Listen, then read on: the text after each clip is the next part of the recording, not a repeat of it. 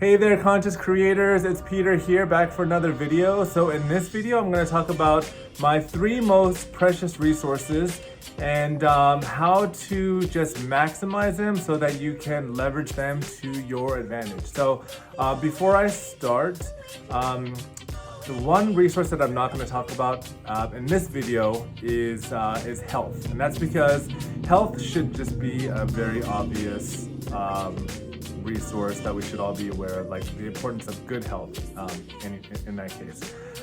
So I'll save that for another video. And when I'm talking about health, I'm talking about all forms of health, okay? Physical health, mental health, emotional health, sexual health, like health across the board is very important, top notch. Optimize that as much as possible, all of them, because without optimal health, then just gathering any of the other resources that I'm about to talk about is just going to be pointless and pretty much impossible. So with that being said, the top 3 most essential resources in my opinion, and also in the opinion of others. Number 1 is time. So yes, time. Father Time, Saturn. Yes, we know that time is first of all, a man-made construct. It can be considered an illusion. We're just using this just to track where we're at, and what time the sun is going up and what time it's coming down, etc. But in saying that, time is a finite resource, and I wish that I was a lot more mindful about time just growing up as I am now. I mean, I won't say that I wasted my time growing up, but I know that if I had been more conscious and aware of just how precious time is, I think I would have used it slightly differently. So with that being said, time is, yes, it's a finite resource. We can leverage it as much as possible by just really understanding where our time is going and how we're using that time. I'm very selective of how I spend my time, whether it's spending time with certain people or in certain places, doing certain things like watching TV.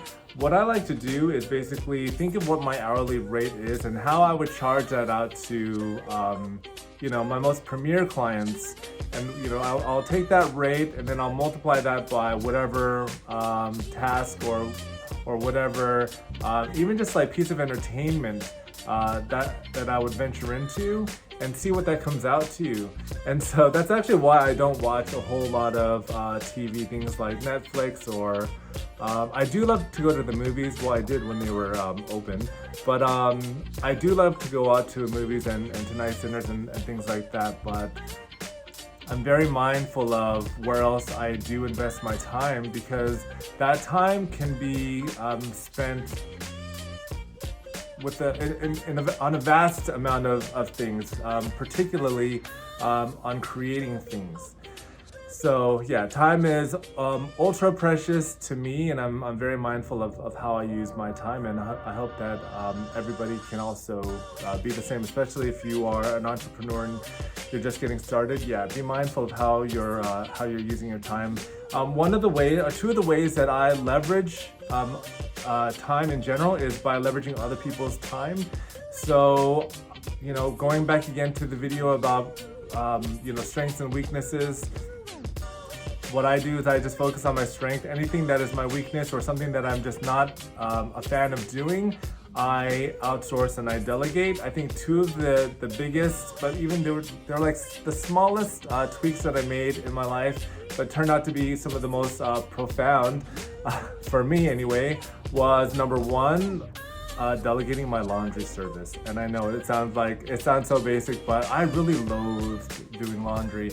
And when I calculated how much time I was spending on doing laundry, load after load, washing, drying, hanging them up, like folding them and everything, that was a lot of freaking hours. And then I found this laundry service and I was like, holy shit, and I gave it a try.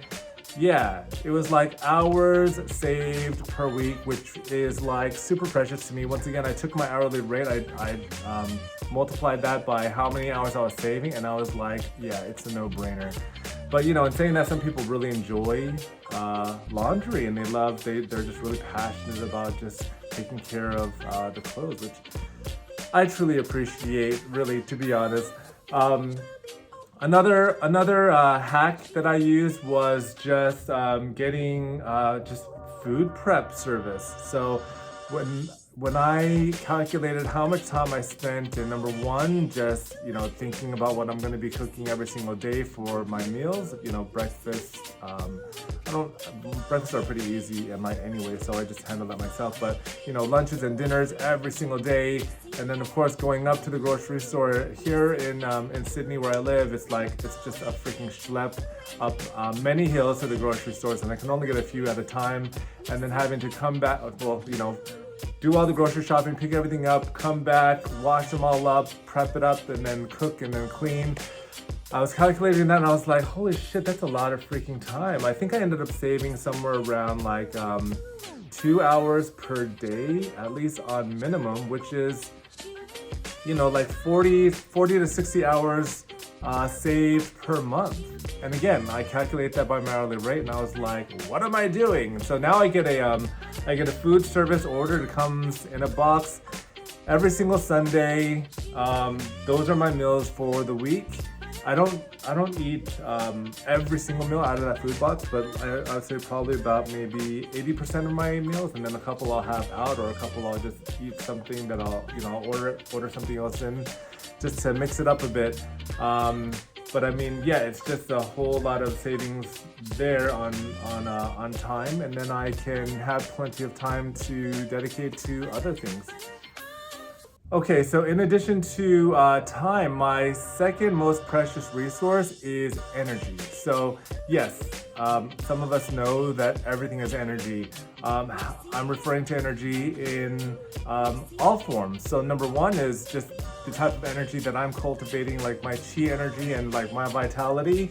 But secondly, also how that energy is actually spent, whether that's on a certain project or with another individual. So what I do first and foremost is I just be very conscious of just protecting my energy, and so that includes just being very mindful of whether who I'm spending my time with and spending that energy with. Because not only are you spending time with an individual, you're also spending a certain amount of energy with them as well. I'm also mindful of where I'm placing my energy. After I've been thoughtful about just protecting my energy, I'm mindful about where I'm placing my energy, because whatever I focus on, that energy will go into that area. And if we're doing the right thing in terms of what we're trying to really create, then we can be just very conscious and cognizant of that area growing, because we're placing a lot of energy into it. That saying, where your thought goes, energy flows. And that's very true. And once the energy flows there, I think the other saying was, where energy flows, things grow. Something like that. I'm paraphrasing there, but yeah, it's absolutely true. So I'm very conscious of where I'm spending my energy, who I'm spending it with, and how I'm protecting my energy. Because I mean, even though energy is, I would say, infinite, because everything is energy, as we grow older, I'm in my 40s now, it's not as easy for me to cultivate energy, just have this infinite amount of energy, just because of multiple things like toxins in the air and chemicals in the water, and things that are really just depleting our energy. It gets a little bit tougher when you're older. And saying that though, there's a way to offset that. I'm trying this new, it's like a mushroom supplement. It's a lion's mane supplement that's actually really nice to drink. It's like a morning sort of, I take it in the morning. And it's it's sort of a broth, and I kind of just season the broth, and it tastes really nice. And I think I'm only just starting to feel the effects of that now. It's been a couple of months, and yeah, I do feel a bit more vital. And then there's different types of, actually there's going to be more and more different types of technologies and also supplements coming to the market, which is going to help us just not only just to sustain our energy, but to actually amplify it as well. So without time and without energy, we can pretty much just kiss everything else goodbye, because everything does require time and energy.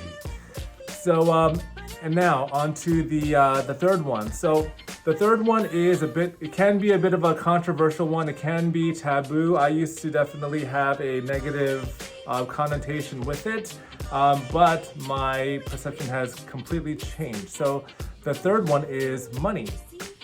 Now, let's not misunderstand money. Money is just a neutral thing. And I did not come from money. I came from I think it's pretty much a lower middle class upbringing. You know, there was tension around money within the family. There was arguments around money. And that was primarily due to the just lack of influence and education in the United States. You know, with regards mainly to public schooling and public education, and what type of education was available around money. So that's definitely been a factor. But I had a very negative relationship with money because of that, and so what that did was because I had a negative relationship with it, that basically just kept me just very much struggling my entire life with it, because I would consciously and then ultimately just subconsciously just push money away. So let me tell you what my views are about money.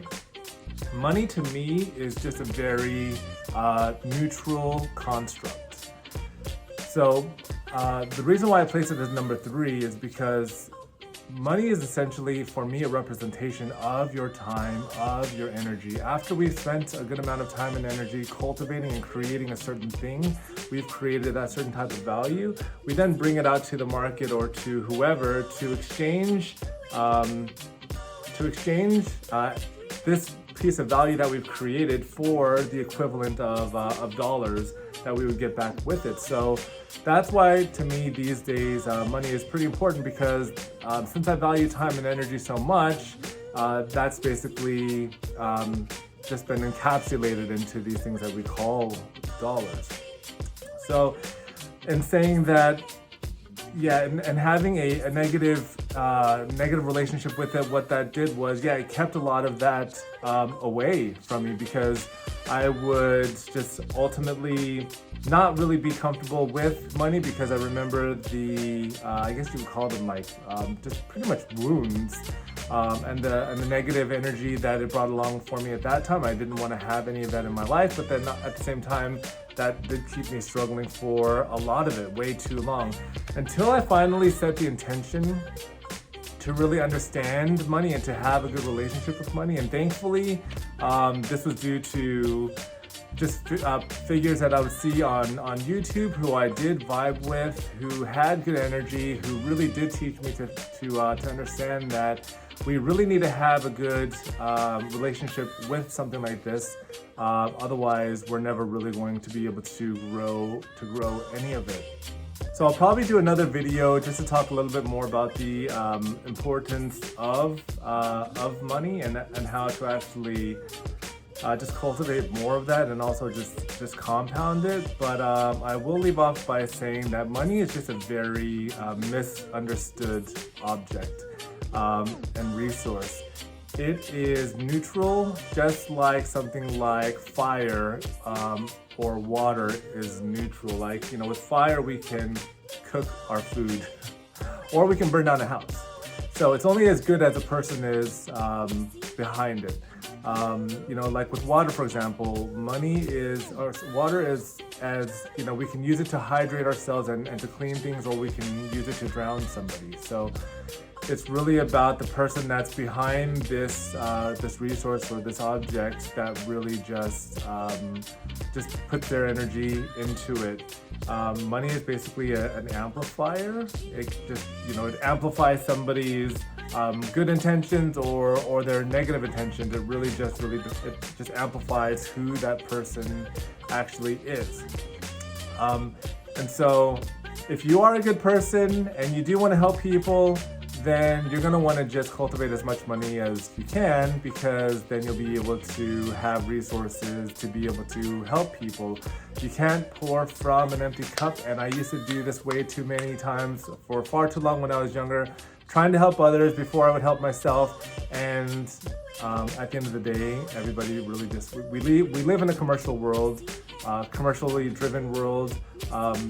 A lot of it is just driven by energy and by time, and we're using money in order to just supply whatever construct or whatever type of venture or initiative that we're trying to assist. And so those are my top 3 essential resources. Hopefully they've given you something to think about. And I'll create a couple other videos more around money, and also around just health in general. All right, so that's it for this video. Thanks very much for watching. If you enjoyed this video, if you find it helpful in any way, please feel free to give it a like and subscribe for more. And yeah, I will see you guys in the next video. All right, ciao, bye.